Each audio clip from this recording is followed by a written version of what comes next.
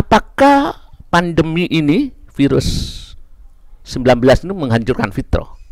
Lihat, kalau dengan adanya pandemi virus 19 merubah fitrah yang dibawa oleh manusia sejak di alam sana Allah memberi, maka pandemi 19 menghancurkan fitrah manusia.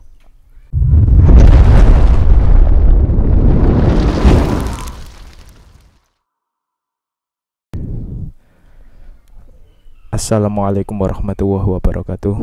Waalaikumsalam warahmatullahi wabarakatuh. Apa ini ada satu pertanyaan lagi yang sangat krusial, di mana kita semua tahu bahwa pandemi COVID-19 ini sudah meresahkan dunia. Apakah ada efeknya di mana pandemi COVID-19 ini bisa menghancurkan iman naluri atau yang disebut dengan fitrah? Terima kasih kepada saudara saya yang ikut wawancara di sini maupun yang melalui Alam Hikmah. Pertanyaan dari Mas Yudi sangat bagus. Intinya, apakah pandemi COVID-19 itu bisa menghancurkan fitrah manusia? Intinya kan gitu ya. Gini, apakah virus ini bisa menghancurkan fitrah manusia di akhir zaman ini? Sekarang permasalahannya, apa fitrah itu sendiri? Fitrah itu pemberian Allah, bawaan dari alam ruh ke dunia. Sedangkan pandemi itu adalah muncul di dunia. Ya. Fitrah manusia itu naluri, pembawaan berupa penyaksian kepada Allah, berupa keyakinan musyahadah bahwa Allah adalah Tuhan kita. Syahidna, kami menyaksikan. Artinya fitrah itu menyaksikan semua itu milik Allah. Semuanya itu Allah, selain Allah tidak ada. Oke. Permasalahannya di sini, fitrah, fatoro, kesucian. Apakah pandemi ini, virus 19 ini menghancurkan fitrah? Lihat, kalau dengan adanya pandemi virus 19 merubah fitrah yang dibawa oleh manusia sejak di alam sana Allah memberi, maka pandemi 19 menghancurkan fitrah manusia. Fitrah manusia itu hanya kepada Allah, mengharap kepada Allah, baik tidaknya itu adalah dari Allah. Itu fitrah. Tapi kenyataan yang ada, kita bagaimana terpengaruh apa tidak? Karena fitrah itu menyerang jasad, menyerang tubuh. Tapi fitrah yang berhubungan dengan batin manusia, ruh manusia, kalau terpengaruh, maka pandemi adalah biang hancurnya fitrah di akhir zaman ini.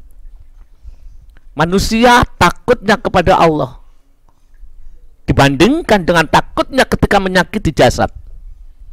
Manusia lebih tidak percaya kepada Allah. Bahkan kita sendiri lebih takut daripada itu. Kalau itu terjadi, merubah kesucian hati, ketakutan kepada Allah yang maha ada, dibandingkan ketakutan kepada makhluk Allah yang berupa corona untuk menguji manusia, maka saat itulah hancur hati kita. Fitrah kita di hadapan Allah sudah hancur.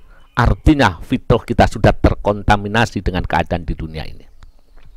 Jadi ma'asyiral hadirin maupun pemirsa, ternyata apapun bukan pandemi ini yang bisa merubah keyakinan kita kepada Allah, yang menjadikan bawaan dari Allah berupa alastu birabbikum, garis bawah, qalu bala, bahkan lebih lanjut, syahidna, penyaksian kepada Allah hilang, maka akan hancur. Iman kita akan ludes, fitrah kita akan terpengaruh. Syahidna, kami menyaksikan ya Allah. Artinya yang mudoroti, yang manfaati, yang membahayakan, yang mencelakakan hanya Engkau ya Allah, karena Engkau segala-galanya.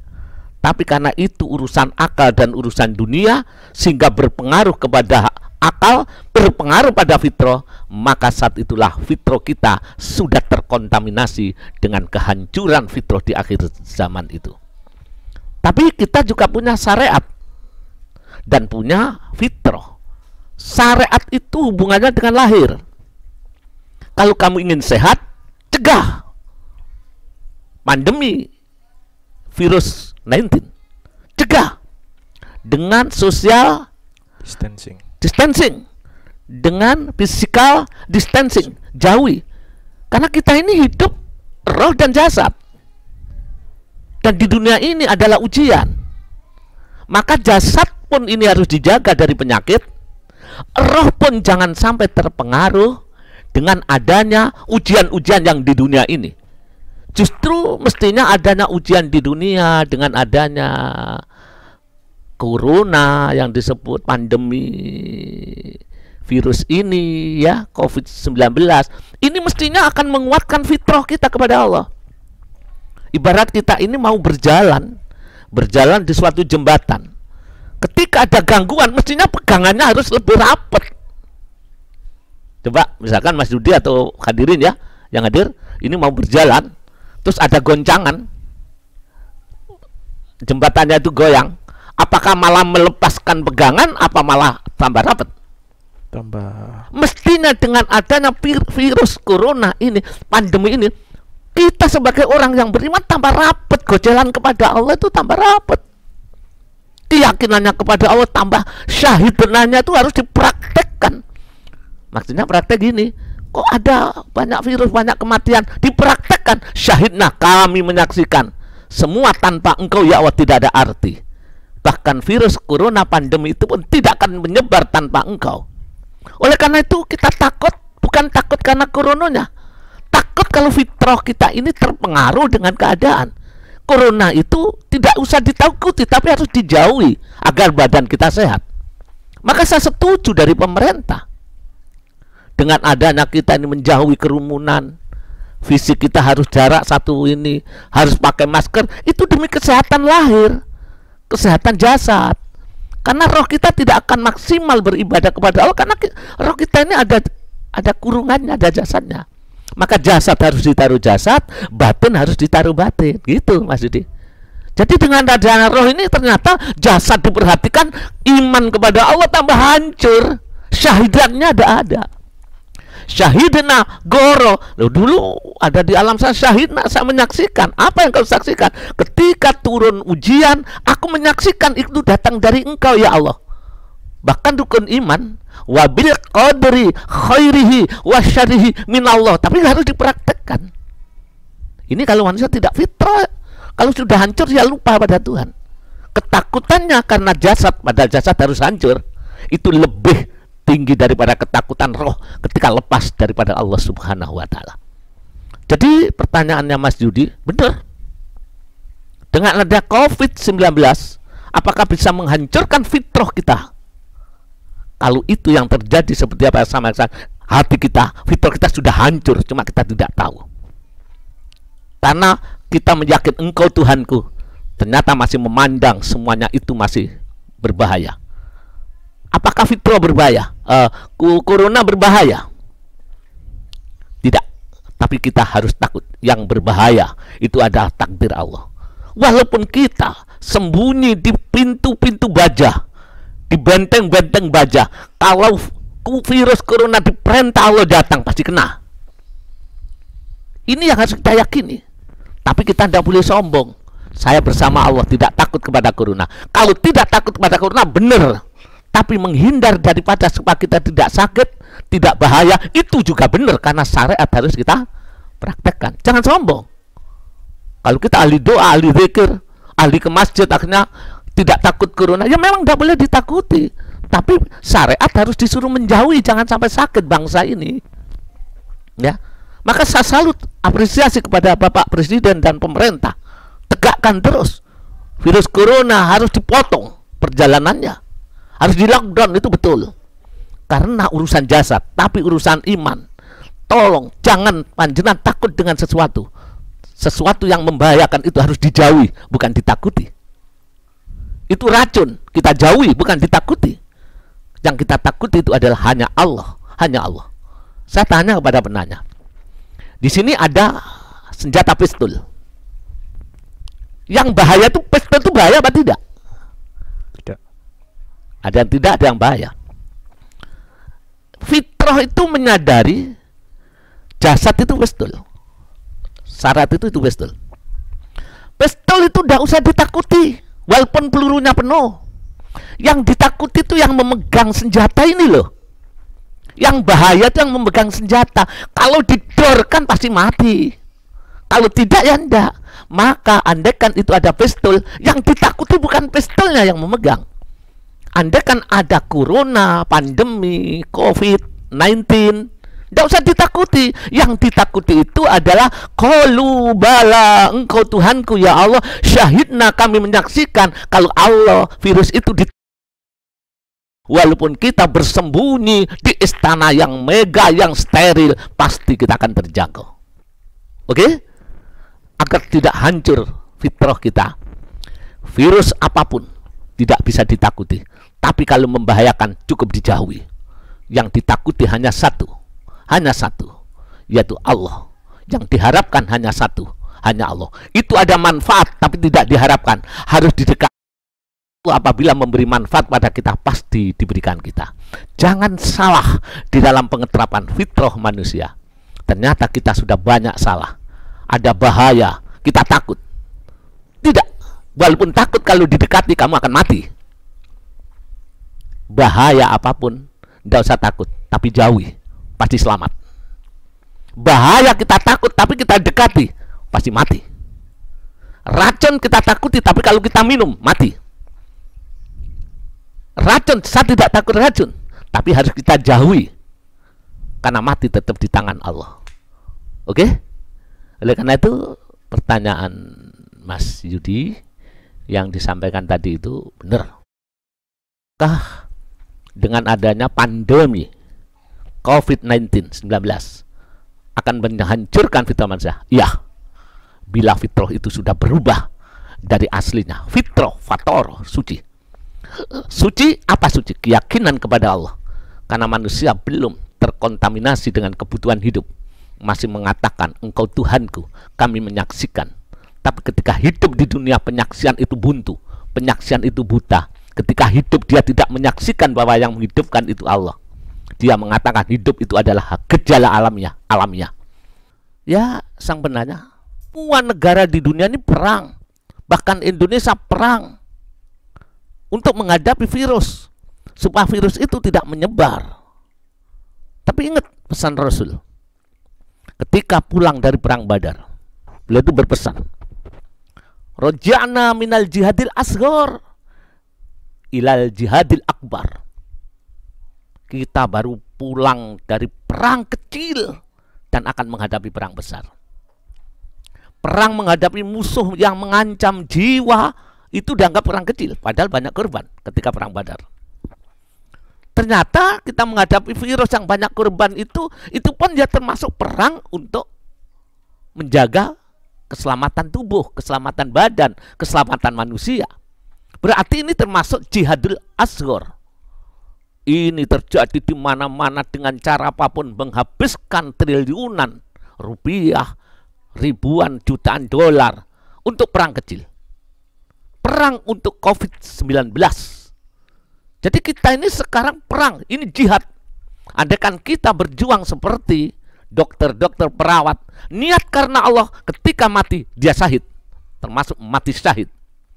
Tolong para medis yang berjuang, niat menolong manusia untuk keselamatan manusia, niat berjuang karena Allah, niat ibadah.